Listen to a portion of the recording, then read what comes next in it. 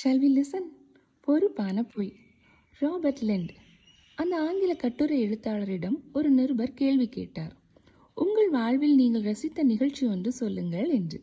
அவர் சொன்னார், ஒரு நாள் நான் ஜன்னல் அருகே அமர்ந்து எழுதி கொண்டிருந்தேன். திடீரென ஒரு கல் பட்டு ஜன்னல் கண்ணாடி உடைந்து போனது. யாரென்று பார்க்க என் மனைவி வெளியே ஓடினாள்.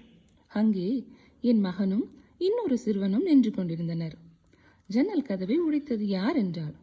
அந்த சிறுவன் சொன்னான், மன்னிக்க வேண்டும், கல்லை எறிந்தது நான் தான். ஆனால் கண்ணாடியை உடைய காரணம் உங்கள் மகன்தான் என்று. மனைவி கத்தினாள், கல்லை நீ எறிந்துவிட்டு என் மகன் மேல் பழி போடுகிறாயா என்று. திட்டவட்டமாக மறுத்தான். இல்லை இல்லை, உண்மையை தான் சொல்கிறேன். நான் உங்கள் மகன் மேல்தான் கல் எறிந்தேன். அவன் குனிந்து விட்டான். எனவே ஜன்னலில் பட்டுவிட்டது. குனிந்தது அவன் தவறுதானே.